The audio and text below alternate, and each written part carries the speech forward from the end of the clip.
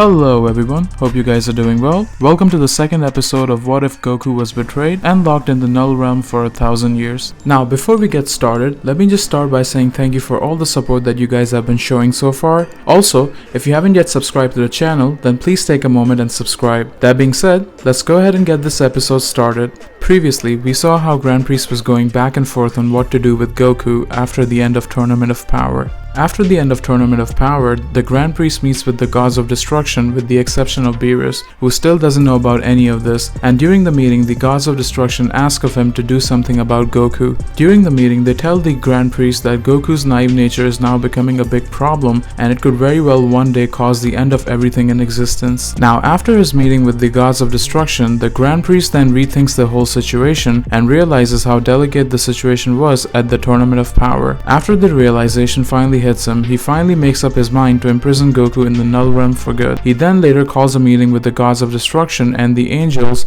including Whis, and informs them of his plan, to which everyone nods and agrees with the decision. In this episode, following his meeting with the angels, the Grandpriests have them go back to their universes and act as if nothing has happened. He asks Whis to stay with him, which he does, and after the angels have gone back, the Grandpriest looks at Whis and says, "Whis, I know you're uneasy about this. You can go ahead and speak your mind." Whis, who is conflicted about this and who has mixed emotions, goes ahead and says, "Father, I know that you've made up your mind, but do you really think this is the best solution? Isn't there anything else that we can do? I understand where you're coming from, Whis. However, you mustn't forget what our job is. I know Son Goku is your student, and his potential is remarkable indeed. Unfortunately, it is his naive, carefree nature that makes him a huge liability for everyone." After hearing that, Whis goes on ahead and says, "I understand. Forgive me, Father. Please tell me how I can assist you with this." "It's alright, Whis. Like I said, I understand where you're coming from, so no need to apologize, but I do want you to know that you will be playing a key role in the success of this mission. First and foremost, I want you to make sure that not a single word of our conversation gets out. You are under no circumstances to share any of this information with anyone, especially with Beerus and Son Goku's friends." After hearing that, Whis replies, "Understood. Whis, I want you to go back to Beerus's world after we're done here, and I want you to wait for an exact month, and during that time, act normal as if nothing has happened. During that 1 month time frame, I will slowly start to set up a barrier around the Omni King and his guards, which will be invisible to everyone, and it will be specifically designed to mimic Son Goku's ki, which in return will ensure that the Omni King and his guards are tricked into believing that Son Goku is still alive and well. By doing this, we should be able to ensure that the Omni King doesn't find out about any of this. Meanwhile, after a month, I want you to go to Earth and meet up with Son Goku. There you will tell him that the Omni King wants to meet with him. You will bring him at the Omni Palace, where I will be waiting for the both of you outside, and it will be there where I will inform Son Goku that the Omni King is currently at the Null Realm waiting for him.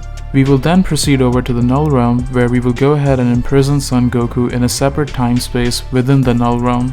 Now, after hearing the Grandpriest's plan, Whis is surprised to see how the Grandpriest has thought of every single factor that might be in play. But before he could go ahead and say anything else, he quickly realizes that there might be a flaw in his plan and goes on to ask the Grandpriest, "Father, that's an excellent plan. However, about the Omni King, you said that you will put a barrier around him to mimic Son Goku's ki, which will trick him into believing that he is still alive and well. However, down the line, what would happen if he decides to meet with him? What will you do then?" "Very astute of you, Whis. I figured that the Omni King would ask me to summon Son Goku down the line, which is why I've already thought of a plan for that. You see, if it comes to that, then I plan on using my angelic staff to transform my appearance and energy to that of Son Goku, which in return will trick the Omni King into believing that it is Son Goku that is meeting with him. Think of this ability as similar to that of that creature Puar's ability from Earth, but much more precise and powerful. By using these powers, I will be able to prevent the Omni King from finding out the truth.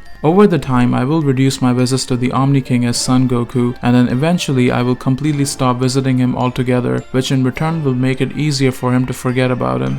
Now after hearing that, Whis is satisfied with the plan, and he tells the Grandpriest that he will go ahead and execute the plan, and that they will meet again in a month. Following their conversation, Whis goes back to Beerus's planet, where for an entire month he pretends to act normal. Meanwhile, the Grandpriest on the other side spends his time into setting up a barrier around the Omni King and his his guards without them realizing. Now fast forwarding, we see that a month has passed and the Grand Priest has finally finished setting up his barrier. Meanwhile, on the other side, we see Whis, who has now arrived on Earth at Bulma's place where they are meeting with Son Goku, and he tells him that the Omni King wants to see him and that they have to go over to his palace right away.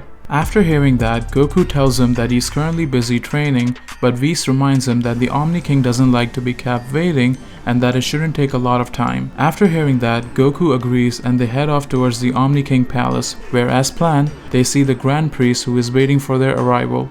Now as soon as Goku and Whis arrive, the Grand Priest greets them and he tells Goku that the Omni King is not at the palace at the moment and that he is currently at the Null realm where the Tournament of Power took place. The Grand Priest then tells Goku and Whis to follow him as they will head over there to meet the Omni King. Now as soon as Goku hears that, he's a little confused as he has never seen the Omni King being anywhere else but his palace whenever he has summoned him in the past. However, since Goku trusts both Whis and the Grand Priest, he follows them and they head off towards the Null realm.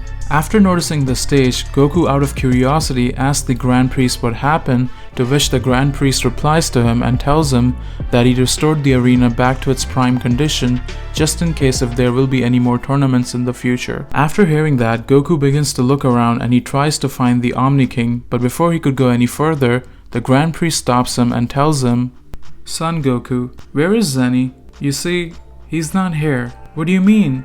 "You see, Son Goku, you're here because you're going to be imprisoned here forever." After hearing that, Goku is shocked and he couldn't utter a word. He just looks at Whis and the Grand Priest in surprise, to which Whis, who is visibly sad, doesn't say a word, but the Grand Priest on the other side continues to explain.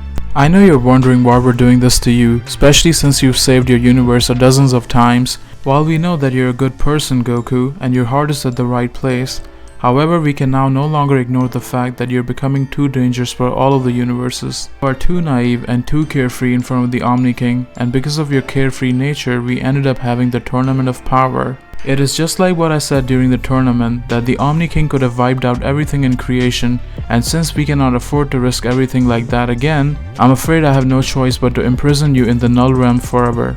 Now as soon as the Grand Priest says that, he then uses his angelic powers to restrict and paralyze Goku. Now while the Grand Priest is sealing Goku, throughout the entire thing Goku doesn't utter a single word and is in shock. In less than a minute, Goku is then sealed in a separate dimension within the Null realm by the Grand Priest. Once Goku is sealed, the Grand Priest then leaves with Whis. Now after the Grand Priest and Whis leave the Null realm, we then switch back to Goku, who is now in a separate dimension within the Null realm where he is still in shock and is still processing what just happened to him. He's shocked for a little bit, but after a little while the reality finally starts to settle in and he finally realizes how his life has been flipped upside down and how he's simply too powerless to do anything about it. Now while Goku is still lost in his thoughts, he suddenly notices someone appearing from within the darkness who goes on to say, "So you're that mortal they call Son Goku, aren't you?"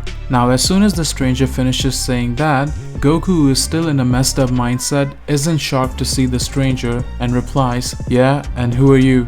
And as soon as Goku says that, the stranger starts to laugh hysterically and then later replies, "Who am I, you say?"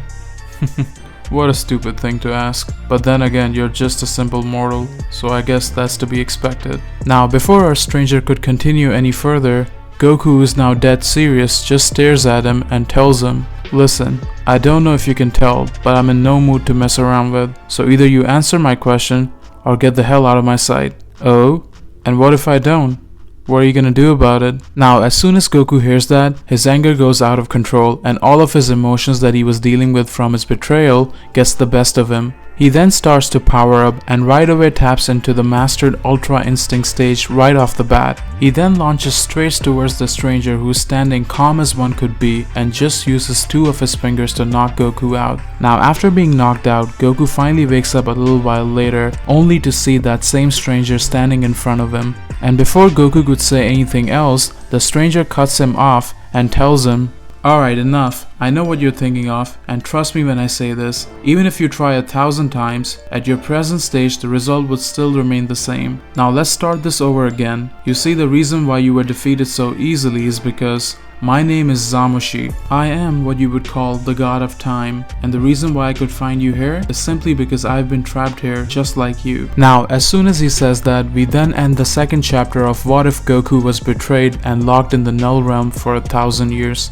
Now, this is it. Zamushi has finally made his contact with Goku, and for the first time, Goku now truly knows what powerlessness truly feels like and how our actions have consequences. The next chapter would be really interesting, guys, as we will finally get to hear more about Zamushi's background, and we will finally get to see what, in light of the current events, the path that Goku would take and what fate has in store for him. As always, guys, if you haven't yet subscribed to the channel, then please take a moment and subscribe and hit the notification bell so you don't miss out on any upcoming videos. That being said, guys, thank you so much for watching, and I'll see you guys in the next one.